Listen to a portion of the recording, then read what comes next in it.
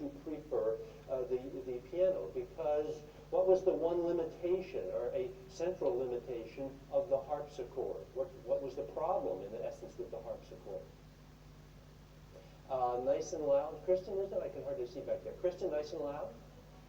No dynamics. Okay, basically you get one dynamic level. Yeah, you can throw some levers and maybe bring some more strings in, but it's cumbersome. You can't shade a scale. You can't reach for a climax. It's not only dynamics, it's shading that's also very important there. So people began to switch over to this thing called the pianoforte. Originally it was all one word, pianoforte, the loud soft, or the soft loud, pianoforte, so that there could be gradations of sound. And this was an instrument invented in Florence around 1700.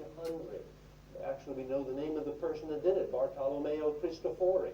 I didn't put that up on the board, but that's what happened in Florence around 1700, and it took about 50 years or so before this to kind of catch on, this invention to catch on, and gradually replace the harpsichord. And notice that when we have our first pianos, that they look virtually identical to the harpsichord. Here is a harpsichord from our collection. Here is a piano of the sort that Mozart would have played about 1770. So it's not that much bigger, right? Go back and forth quickly, if you would, Jacob. There's the harpsichord, and there's the piano.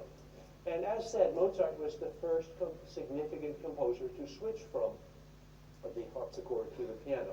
Mozart, of course, came from the city of Salzburg, Austria, and he was an employee, a sort of disgruntled employee of the Archbishop of Salzburg. He referred to the Archbishop as the Archbooby. And Mozart is thought to be a composer who worked at the piano. And indeed, so was Joseph Haydn, Mozart's contemporary and dear, dear friend. It's Mozart that first called Haydn Papa Haydn. So let's go on to two slides here. We've got a couple to skip. And here is Haydn. He's composing, thinking things through at a keyboard. And here is Mozart working at a keyboard. But Mozart actually didn't compose at a keyboard. Why is he then seated at a keyboard? To show that he's a musician. You need an icon to associate it with. When Mozart composed, you know where he did most of his composing? Some of it at a billiard table, but most of it in bed. His sister tells us that, and his wife tells us that. He would get up in the morning, he would just stay in bed. He had this kind of desk with ink trays and sand and stuff to block the paper, and he would work in bed from about 7 till 10 in the morning. He didn't need a piano. He heard it all in his head. In any event, 1781, Mozart has had it with the Archbooby of Salzburg. He breaks free of him and establishes himself as a freelance musician in the city of Vienna. This was kind of a risky gambit to be a freelance musician. We have two freelance musicians in our midst today, Santana and Jacob. How is it, Santana, being a freelance musician? Busy. What do you have to do? Run around to different gigs, right? Trying to patch together a living as best you can until you work your way up to a more secure position. Same thing, I'm sure, with Jacob. Well, what did Mozart do when he got to Vienna then? How was he going to patch together a living? He did it through two ways. One, he was going to give piano lessons to the aristocracy. Piano lessons to the aristocracy, and two, he was going to play the piano in public concerts, teacher, performer. And as a result of this, he perfected or contributed greatly to two important genres in the history of music. Those genres being the piano sonata. We've talked about the sonata, usually 3 movements.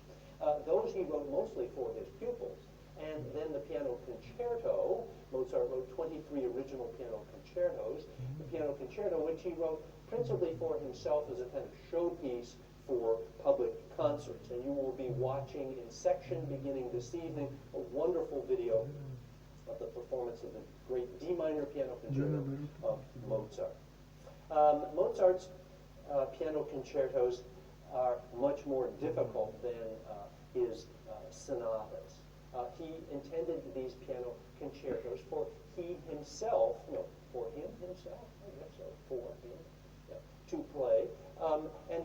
so interestingly enough, at this public hall that was located in the casino in Vienna. Here's a picture of that casino, which today is actually it's this building to the right there, the tallest one. It's a big building, and it had a big public space in it, and that's where he performed. It still exists. That still exists. It's the Ambassador Hotel in downtown, in the Neumarkt Platz there in Vienna. Why did Mozart play in a casino? I was driving down the highway the other day and I saw a sign up there, Usher at Mohegan Sun. My wife thought this might be a plot building, and it had a big public space in it, and that's where he performed.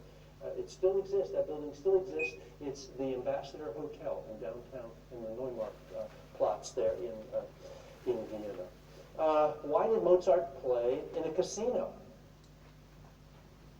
I was driving down the highway the other day and I saw a sign up there, Usher at Mohegan Sun. My wife thought this might be a Poe play, but who is Usher? Rap artist? He's a musician, right? No? Who's Usher? Come on, guys. Okay, Frederick, nice and loud, please.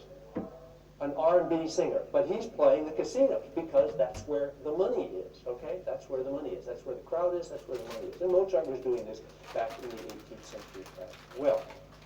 The other venue that he played, I think I've got a slide of this. Jacob, let's take a look at this, is the local court theater, the Burg Theater. It wasn't that big. It was about the size of our own Sprague Hall here, Morse Recital Hall inside of Sprague Hall. Seated about 800 people. And for this, Mozart would have to hire the orchestra, he would have to compose the music, he would have to print the tickets, he would have to sell the tickets out of his own apartment, and he would have to transport his own piano over to this hall to provide the instrument for him to play. Let's take a look at this piano of Mozart. So here is a piano of Mozart. It's a very small instrument, as you can see.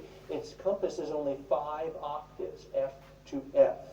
And it has only 1 string per key. If you go to the modern grand and actually look at it, you hit middle C. There are actually 3 strings up there that get struck by that hammer. But in Mozart's piano, there will only be 1. It's much smaller in a number of different ways. Now, let's take a listen to it. Let's listen to a performance on Mozart's piano. And I emphasize here, this is not a replica of a piano of Mozart's day. This is Mozart's own piano. After he died, it went to his widow, who gave it to the eldest son, and ultimately it came back into Salzburg and is today in the Wohnungshaus there in Salzburg. So this is the real piano.